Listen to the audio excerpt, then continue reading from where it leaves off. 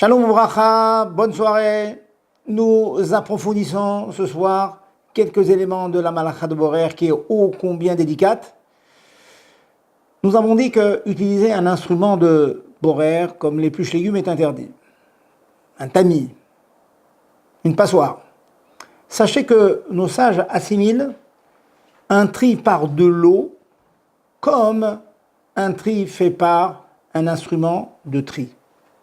Cela veut dire, dans le concret, imaginons que vous ayez vos raisins, vos fruits qui sont tombés dans la poussière, ils sont tout sales. Ils sont tout sales, donc vous voudriez enlever la poussière.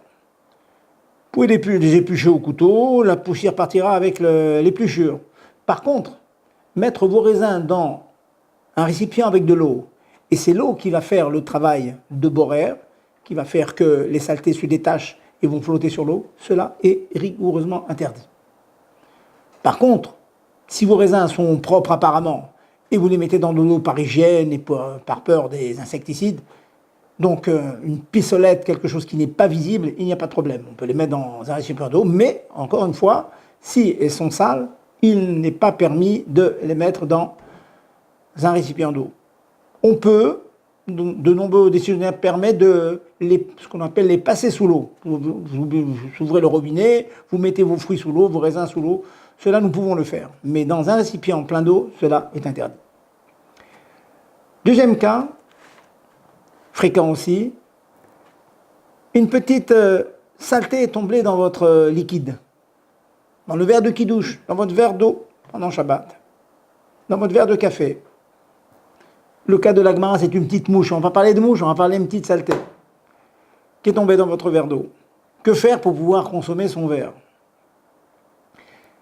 De nombreux décisionnaires permettent d'enlever la saleté entourée de liquide avec une cuillère. Donc vous enlevez la saleté avec du liquide. Nous considérons que, en fait, nous faisons que couper le liquide en deux. Nous séparons le liquide d'avec lui-même. Donc ce n'est pas une brira, ce n'est pas un tri. Et dans une de ces parties séparées de l'autre, il y aura la saleté.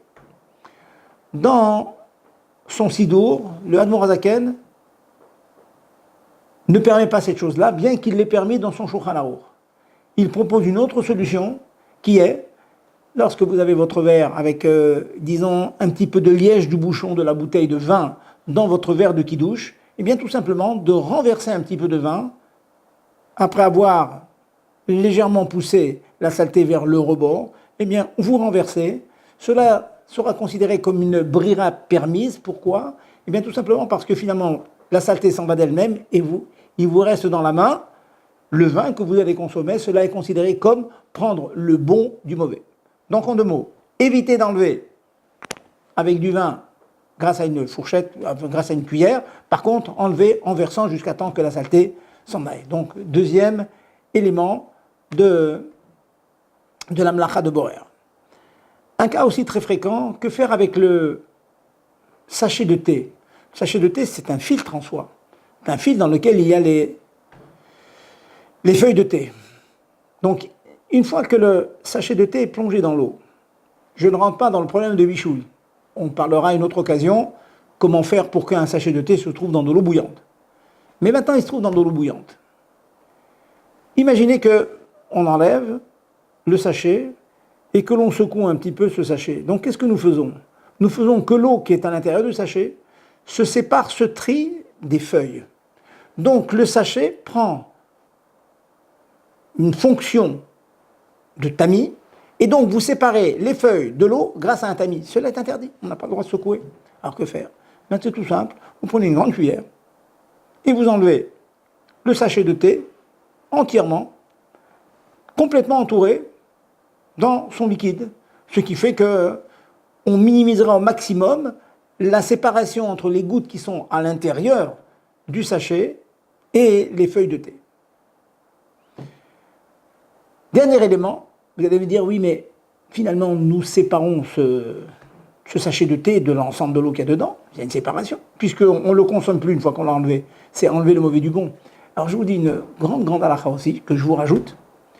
Lorsque vous avez un élément solide, comme un œuf, qui est plongé dans un bouillon, et qu'on ne veut pas l'œuf, on veut l'enlever, eh bien, cet œuf, quand il a une certaine grosseur, comme la grosseur d'un œuf, n'est pas considéré comme mélangé avec le liquide.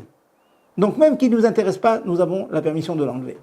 Donc grâce à tout cela, il nous est permis d'enlever le sachet de thé dans une grosse cuillère et consommer le thé qui reste.